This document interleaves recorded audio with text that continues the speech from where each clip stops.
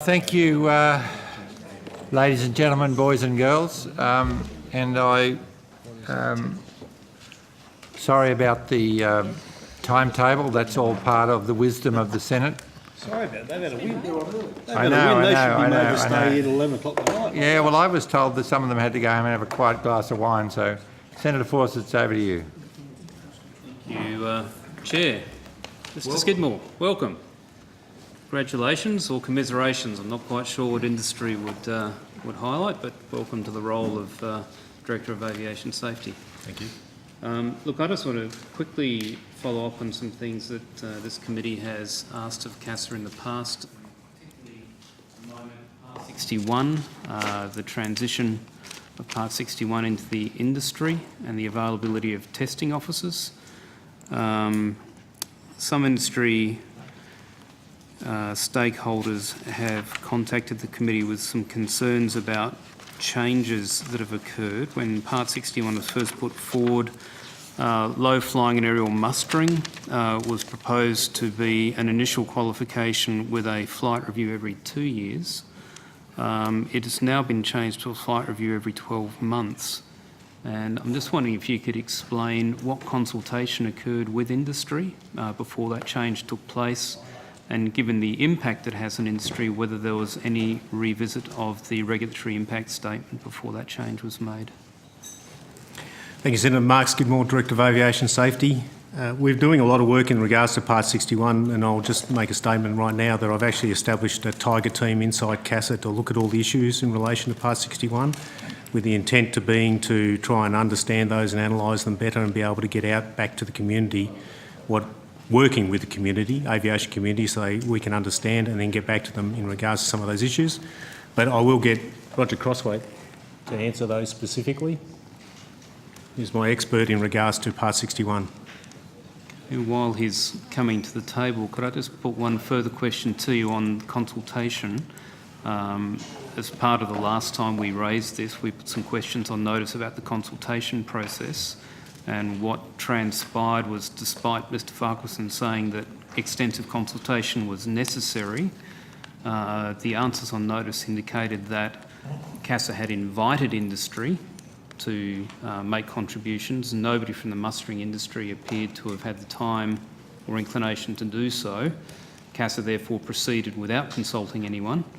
And I'm just wondering, is that acceptable to you, or do you think that given it's going to impact on industry, if people are too busy, not informed, not motivated, whatever the rationale, does CASA have a role to lean forward and engage with them, as opposed to make regulatory changes with no consultation on the basis that it was put on a website but nobody came forward? I think in response to that, I'd say that we do have a requirement to consult with industry, with the aviation community. We put that out there in regards to the information to try and initiate that discussion and get that consultation. If those people are not forthcoming, I'm not sure I can drag them to the table, but we certainly need to look at ways and means that we can engage and maybe improve our consultation process, and I will look into that. Thank you. Mr Crossway. Senator, Roger Crossway, Manager of Flight Crew Licensing Standards at CASA. There are a couple of questions, so perhaps if I can deal with the mustering one first. Yep.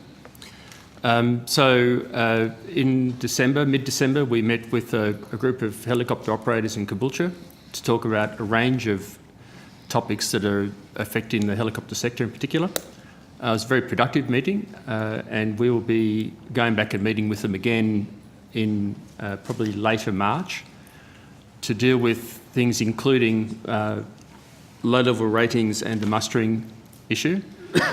It isn't particularly easy to get in contact with the mustering group because of their location and the kind of work that they do, but we're certainly in touch with them now in a more effective way, I believe.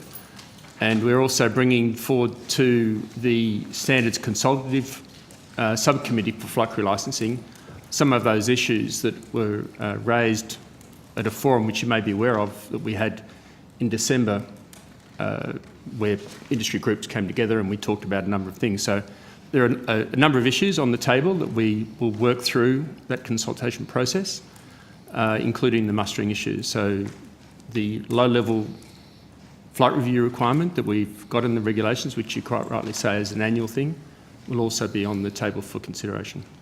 Mm-hmm.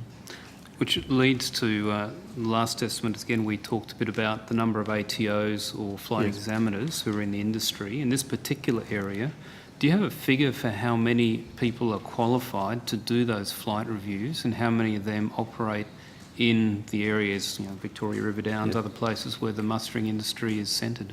Yes. I don't have a feel for the exact number of those people.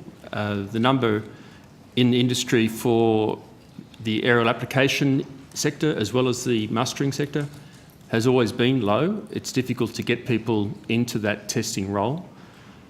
We released an instrument, I think was in December, that allowed those people who were approved pilots for mustering under the old order that covered mustering to allow them to continue to do those functions, which are training and testing, while we resolve and get more people into that testing function. So is that grandfathering open-ended, or is there a time frame on that?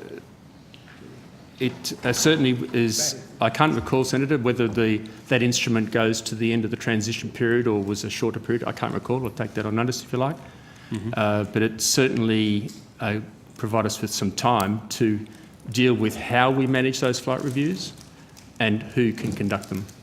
Sure. Would you like us to get back to you with numbers of actual ATOs? Yeah, no, that'd be useful. I'm particularly interested in the geographic distribution. It's been suggested that people from the mustering industry will often come to the city in the off period anyway, and there might be more people available, for example, at Bankstown. Yes. But I do question whether the Bankstown Airport Limited would welcome cattle running freely on the airfield while you did a mustering endorsement. I think that might cause some problems. So, yeah, I'd be interested in that information. Could I just add something which might be helpful, and that is the change that we made to the Robinson 22 and 44 type ratings and made them class ratings.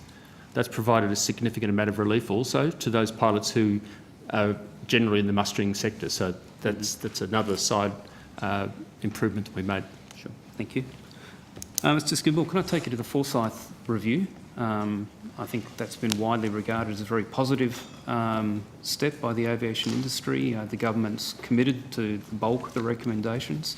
Could you just step the committee briefly through where you're up to as you've come into this new role in terms of progressing the plan that you're going to take forward to government, I believe, mid this year? Certainly, Senator. More than happy. We've received the draft statement of expectations, which lays out the Minister's intent in regards to the board and then how that will flow down to myself. We have had a board planning day about just over a week ago, where we sat down with David Forsyth and went through some of the recommendations to get a better understanding of the intent of the recommendation. We then had a discussion with the board in regards to the recommendations themselves and our response to those, and we're preparing those at the moment.